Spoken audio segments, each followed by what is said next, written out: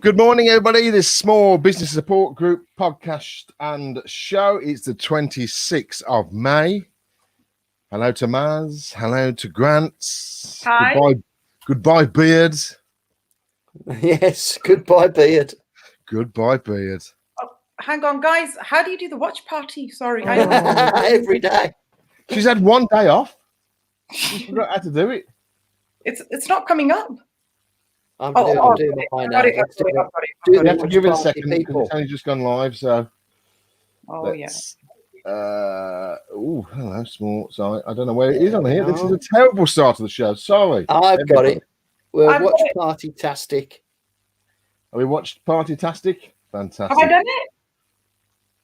I think I don't know. I can't tell. I can't see your phone.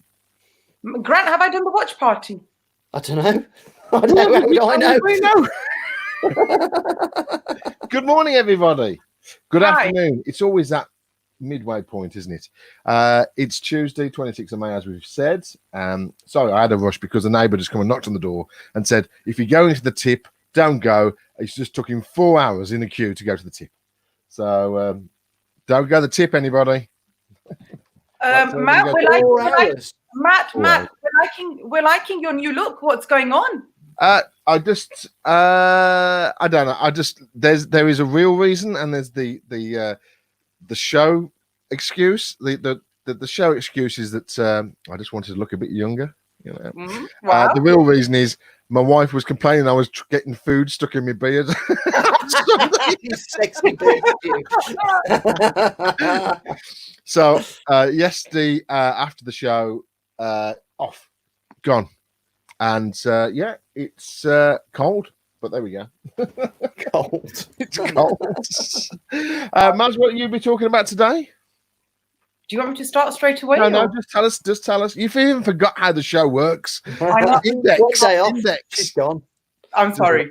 So I'm going to talk about what life's going to be like after the pandemic. Fantastic. Grant, what are you talking about? I want to talk a bit about holidays and what's going to happen for our holidays moving forward. You've sort of touched on this several times in the past few days. I think you're just on a holiday, don't you? I'm desperate. Well, there's been some news this morning, hasn't there, regarding different countries opening up for business. That's so right. It's got me overexcited again. Very excited, and I'm just going to touch on a little bit of Cummings. So that's a weird thing. What a strange statement to say. Maz, off you go. Let's start things off with Maz. Okay, so good morning. Hi to all the viewers. Firstly, can I say Eid Mubarak to all the lovely viewers out there? Muslims across the globe over the weekend celebrated the festival. For those who don't know, the festival marks the end of Ramadan, which is a holy month, where Muslims don't eat or drink between dawn and sunset. You know, it's a practice known as fasting. Things were a bit different this year due to the lockdown. You know, traditionally the festival is marked with prayers in the mosque and then visits to friend and family. But with social distancing rules in place, it couldn't be done. Families still celebrated, as I saw on social media. And that they had a good time. Also, good news to share. We've now been given the go-ahead for high street businesses to reopen from June the 15th, is it? Yes. Yeah, okay. And then we've also got small outdoor social gatherings for up to 10 people that could be allowed next month. So then this made me think that actually, what will life be like after the pandemic? You know, as very slowly, we are going back to normality, right?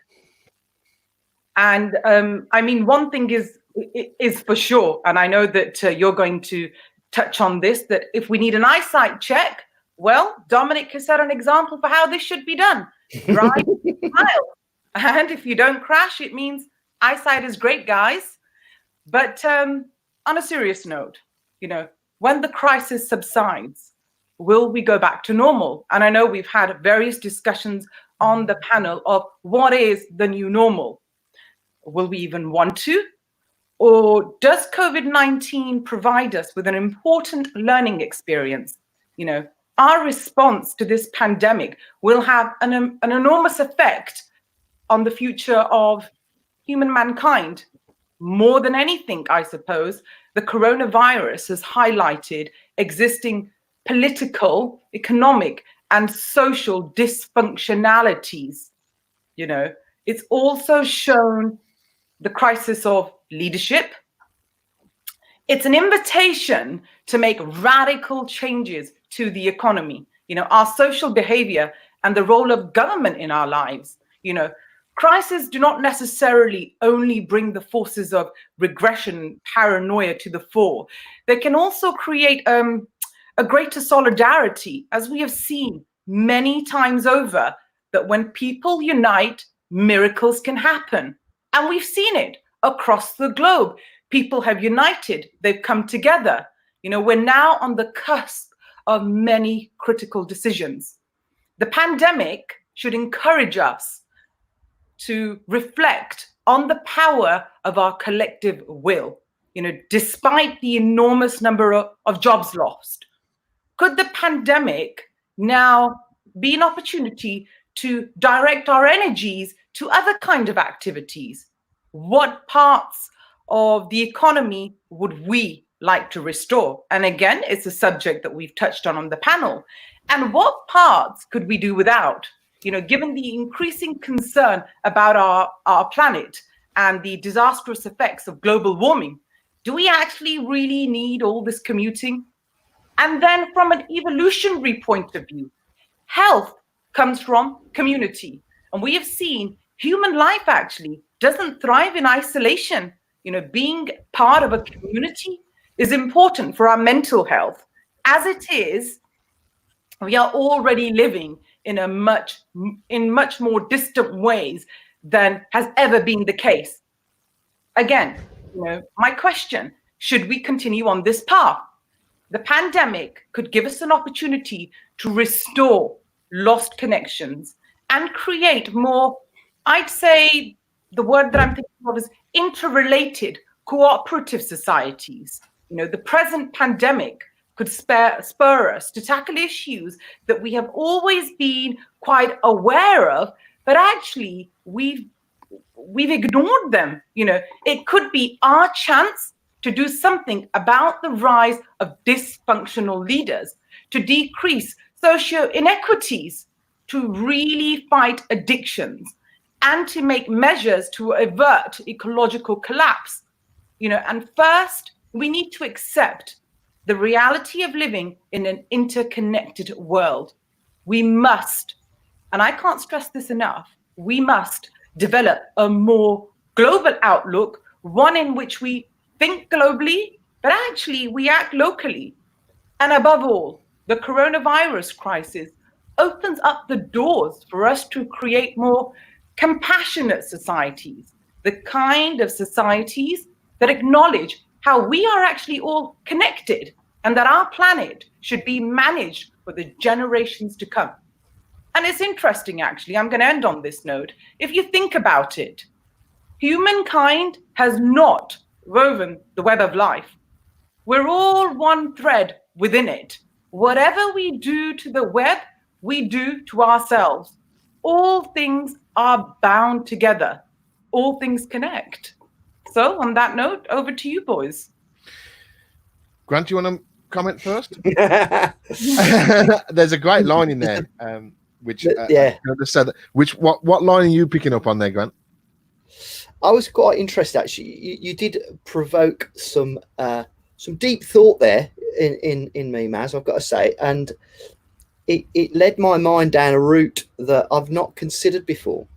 So I'm going to surprise you now, Matt. Go on. I watched a film on Netflix at the weekend. Well, I bet a red flag went up at Netflix head office. Yeah, there. hang on a minute. I logged in and watched a film. Now, the film was Contagion. Great film. Great film. Yay. So, interesting. A friend of mine told me to watch it just based on... we told you to watch it weeks ago, just to let you know. Did you? Oh, there we go. Fair enough. Well, I watched it. And another thing I'm going to shock you with, Matt, I didn't fall asleep whilst watching it. Amazing. It's weird, isn't it? It's weird that. So what you've just picked up on, Maz, when you talked about, in lockdown, we have all kind of come together in solidarity, and we've actually followed the advice that's been given to us on the whole as a globe, and we've adapted and come to this place where we're in it together. Now, I think there's lots of debate over whether that is a good thing that's been going through my head, certainly, because there's a lot of question marks in my mind as to whether the severity of what's happened was equal to the the amount of lockdown that we've been in. However,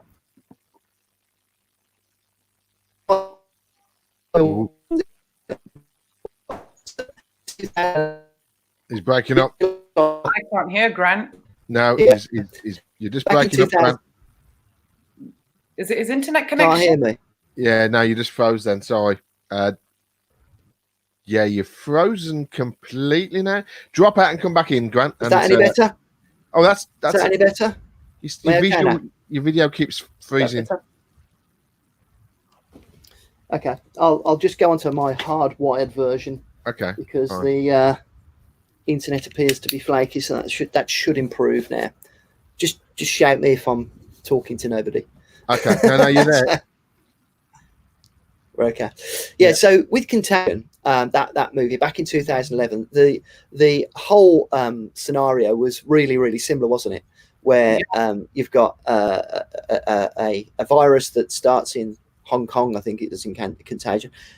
In fairness, it's a lot more severe than the virus that we've been through.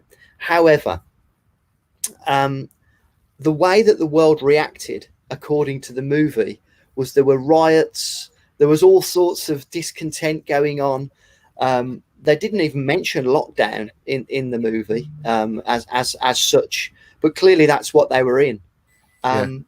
What struck me was, blimey, haven't we all been so much more compliant than we probably would have expected? Yeah, with the fear has caused us. And also, is it just fear, or is it kind of respect for authority, or deferring to the state, or is it the global, zeitgeist has been let's follow the rules, and I've been taking some sort of my mind's been going down the road of, is this a good thing in a kind of Orwellian way? But as Maz just said, there's actually some positives from it as well, aren't there? The fact that if we use that for good, and when we are now, there's, my business, for example, we are unlikely to go back to an office full time. I was readjusting my business plan over the weekend, actually, where I had forecast to double the size of our offices by the end of this year. I've taken that out of the forecast. Although I'm going to keep the office, I'm certainly not going to need to expand it, even though the team's expanding, because working from home is actually going to become the new normal. Yeah. And that's great for the environment. Yeah. It's not, we can do it in a way that doesn't harm business. From my perspective, all the tools and everything that we deliver have always been delivered online anyway, and I know you guys, and you've always worked from home anyway, Matt. But Maz, you're now building a business online that potentially is going to be a lot bigger and a lot stronger than the scenario that you were in prior to this. I agree. And your profile, I think, will be accelerated massively as a result of talking to a global audience rather than rooms full of people. Yep. I think that one line that Maz says, which was "think globally, act locally," is ace, and I really like that. And I'm going to nick that, Maz, because it is really good. Just while we're in the middle of the mix of this, because Mark wasn't here today, I did ask Darren to come in. He's out and about, and he wants to be our roving reporter today. Are you on a Segway, Darren? He's on one. He's on a mobile transportation device. Yes. Oh, yes. So, where are you about, Darren? Right over. You're probably really windy, isn't it? Because I'll try and shield it. But basically, having just picked myself off of the floor first because I've had my first off on the Segway in a very, very long time, which was quite funny. Yeah, it's I'm just there. You see that? Not many people on the beach, is there? No, sea pool's empty. Oh, there's a digger. But yeah, it's nice and quiet today. It wasn't the weekend. It was pretty packed the weekend. Social distance in view. Yeah, absolutely. I think social distance was they paused social distance in the weekend apparently by the looks of it. But well, yeah. I mean, everybody was I did back in the film again. Everybody was allowed to go to the seaside yesterday and over the bank holiday weekend. Yeah. Only if let me just mute your mic there while you're not talking.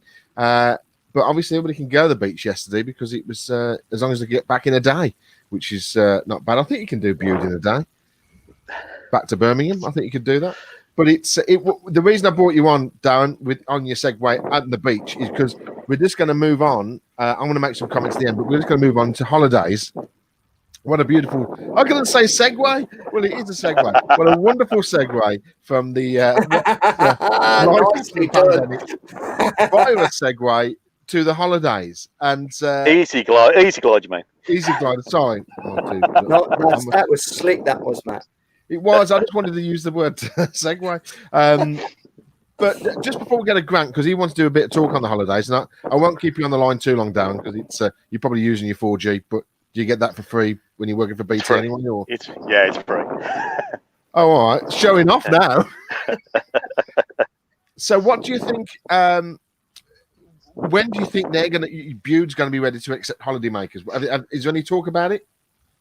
Yeah, so I think the talk is July. So everyone's planning on trying to open at the beginning of July, including ourselves. As far as accepting, it's the first time coming here today that I've seen sort of people as in cleaners. The reason I had an off was because the little tiny path that I go up at the back of the beach huts has not been maintained. So there's all sort of overgrown weeds there and whatever else that's maintained all the time. And it's the first time I've actually seen today that there's people starting to do that. All the Cormac workers are out doing stuff. So I get the impression that we're starting to get ourselves a little bit ready. But yeah, ready for open. I don't know. The toilets are still closed. I don't know what all the people did the weekend. Though I have to say it wasn't as packed as the weekend before. Possibly because probably more this weekend was probably more locals, as in probably an hour away type people, so they can get there and back in toilets and whatever else. But yeah, I think they're desperate to open. I think the tourist businesses are desperate to open, but yeah, and they will be ready. But I've seen already there's got to be 3 or 4 shops in Bude which won't open because they haven't survived. Oh, that's true. Okay, yeah. All right. Well, I'll move on. I'll let Grant do his speech. Hang on the line as long as you want, Darren. If you, okay. I understand if you've got to jump off, but not off the easy glide, obviously. Yeah, that'll fall off. So, Grant, over to you, and you're moving on with the holidays. Yeah, well, I was interested actually to. We got a bit of. Here we go. I was interested to see that Greece and Spain have both said now that they're going to be opening up for business. And first of all, they're doing Greece are now open. They've had their first tourists internally. Now, Greece is an interesting one. This fascinated me. I don't know whether you guys have seen this, but they've had less than 200 cases of COVID-19, and the country's been shut down and locked down the same as everywhere else. I find that fascinating because it just strikes me as a bit overkill, given that Greece was already in dire straits, or was starting to show signs of recovery, but have been in an awful scenario. 25% of the GDP is from tourism in Greece, and they've basically just switched that off. So fascinating, I think, that they actually went to that extreme, and it just makes you wonder, doesn't it? Was that a scientific, example of why they would have locked down? Or is it just purely from international peer pressure? I mean, because they've had less than 200 cases, which is nothing in it, by comparison. So Spain is now also opening up for tourism, and again, This is all driven by the economy. So my thought process now, seeing all this opening up, and obviously we've just heard from Darren there about Bude, is that we're going to start to see over the next few weeks, as all the countries start to open up, as well as ourselves, the true impact economically that the lockdown has had, and the real, results of the lockdown. In other words, Darren said there's 2 or 3 businesses that won't be opening up again. Let's think about places like where we go on holiday: Spain, France, Greece, etc. How many of those hotels, restaurants, bars, all of the entertainment industry and leisure industry, how many of those are going to be shut down, and what will be the impact on the tourist business in terms of, we all know I like to book my holidays well in advance. Are they still going to be there? Is there going to be a higher demand? Does it mean that traveling abroad is going to become more expensive? What do we think, guys? Are we about to have a complete revolution of the tourist industry? Well, Mazzy just wants to make a point. So I'm just going to make a brief point. Obviously, it's and what we're saying about why is this? I don't want to bring up Australia because one of our friends will always just jump on the back of Australia, but their cases are really low as well, and they've had a stringent lockdown, haven't they? And they did lock down a few weeks before us, but it's weird that how some countries have actually got this sort of nailed, and then just haven't had the cases. So it's that Greece situation that is interesting, and especially is it because it's an island and Australia's an island, but we're an island. What did we do wrong? That's what I'm thinking. Maz, what did you want to say? Well, it's interesting because there was an article in the paper from the boss of the tourism board in the UK. I think his name is James Mason. Yeah. And you know how they put this 14-day quarantine into place now, haven't they? Where you come into the country. And he said that business owners in the hospitality sector are actually committing suicide due to the financial pressures that they're facing in the midst of the crisis. He spoke about business owners who've already taken their lives because, where they own bed and breakfast, which is their homes, and obviously nobody's allowed in at the moment. I mean, tourism is worth 127 billion pounds to the UK economy. 88 billion is domestic. And the rest, that's 50 billion for the international tourists. It's a huge dent to our economy. And then coming back to what Grant said about countries across Europe, yes, you're right, Grant. They're preparing to open. For example, we have Spain. Many hotels have reopened, but I think their pools, gyms, and spas are closed. And then you've got Greece, another good one, actually. So from the 15th of June, they're going to gradually open internationally. And Greece have put measures in place, like I think there's a limit of 40 people per 1,000 square meters on the beach. The umbrellas are spaced 4 meters apart, and some are actually screened off. You've then got Turkey. Hotels and restaurants will need a safety certificate by doing twice daily temperature checks on staff, for instance. And then, we've got various airlines putting safety measures. For example, you've got Qatar Airways. The cabin crew will wear their uniform, but they'll have hazmat suits over the uniform. And it will also be mandatory for passengers to wear masks and face coverings, and they'll be modified in-flight services. And the airline has also said that cabin crew have received training on how to minimize their chances of contracting or spreading the infection. And for example, for long-haul flights, the crew members who have to stay an overnight in a foreign city can only travel in a Qatar Airway approved transport and must remain in their rooms, because they want to limit human interaction. And here in the UK, what are we saying? Anybody who comes, you must isolate for 14 days. I mean, I have a different view on that. So let's not go into that because we're 25 minutes in the show. But we'll keep that for another day. That's definitely. So while we've all been talking, obviously, podcast viewers can't see that, but Darren's ended up back in his house, which is really weird. It looked. I've got to admit, it looked beautiful down there, Darren. Oh, he's got no audio. I think he's just changed thing. But yeah, I mean, down there wasn't many people in the centre of Bude. It was, but the blue sky was out, and I think holidays are important. But how are we going to deal with them?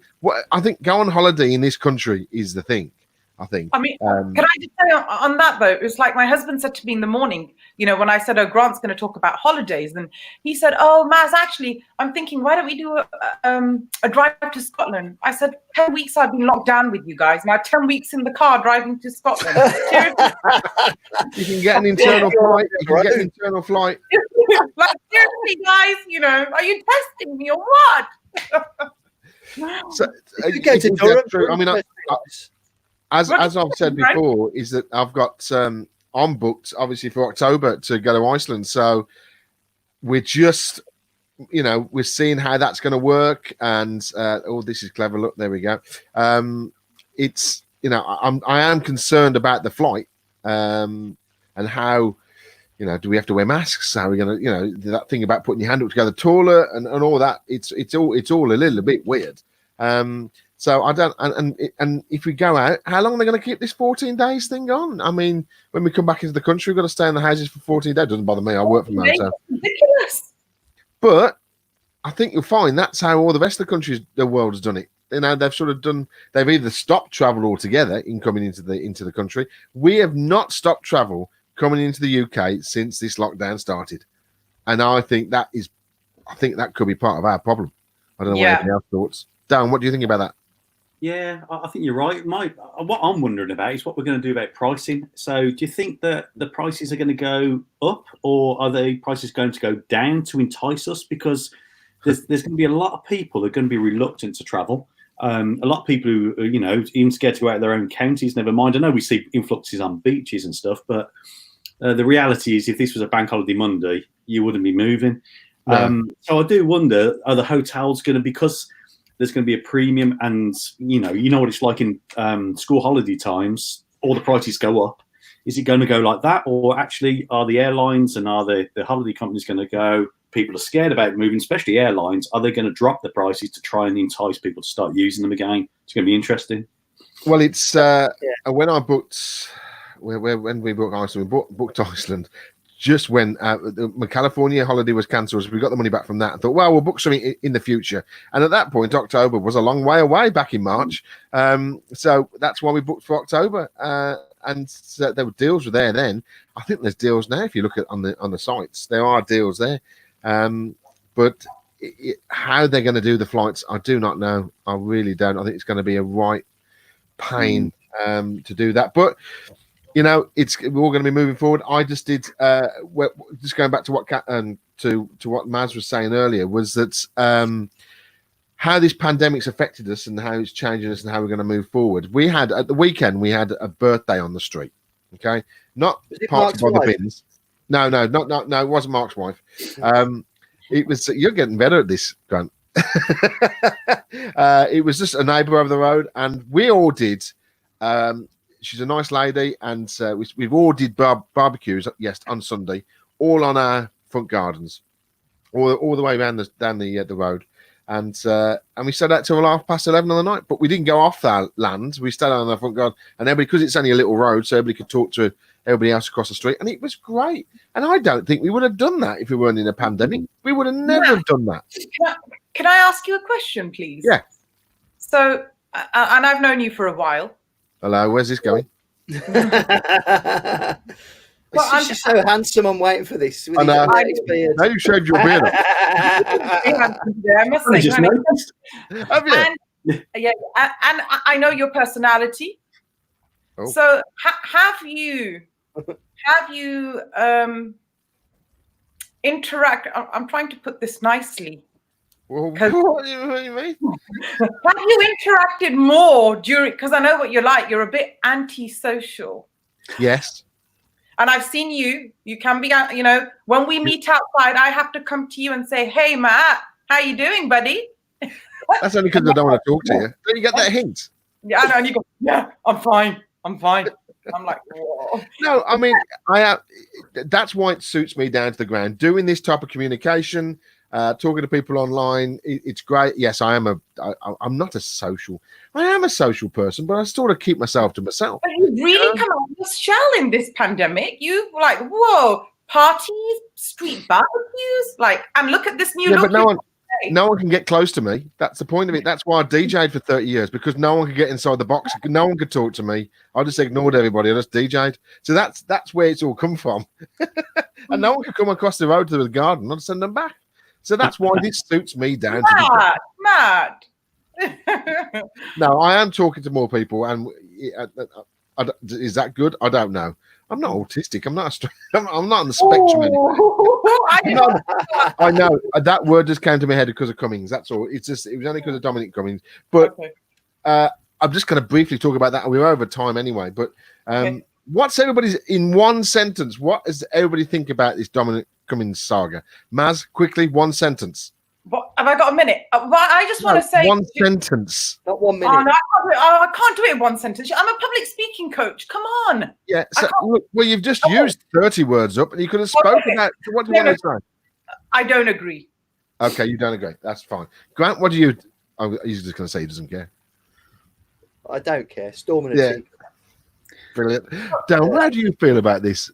Oh, see, I don't care. Storm in a teacup, same as Grant, but I would have done the same if Tracy and I had COVID and driven to Birmingham to make sure my kids were cared for, if that's how it accurately reported. Tabloids. I just feel that he did make a mistake, and I think because of the situation he was in, he thought he could get away with it. My only thing is, why didn't he tell the Prime Minister right at the start?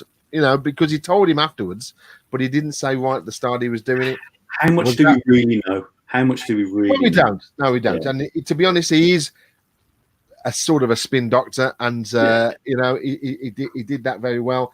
I think he made the right choice by not talking about his child too much, because obviously we know that he has got an autistic child, and he could have played that card quite easily, and I think he would have got a lot more people on board. But you know, it's a difficult one. I'm sort of just get on with it, you know, and let's move on. Jesus, you know, he was a protected child. Yeah, I think so. Sorry, Maz, that we didn't. You wanted to jump back on desperately, but I think you did have a lot of time today. Just to let you know, I think you had enough. Anyway, that is about it. Don't forget, everybody. So harsh, I know. Don't forget, everybody. Think globally and act locally, but think globally. That's the word we're now going to say. Think globally, act locally. That's what it is. Well, yeah, but it's sort of, is that work that way around? Because you want to act locally, because you want to like be local and feel local with your neighbours and stuff, but you want to think that on a global scale. Oh, you see how I twisted it all around there. Everybody's local now. We're all, you know. Yeah, we're a local community on a global scale. There you go. Is that a song? No. I feel like that was a song.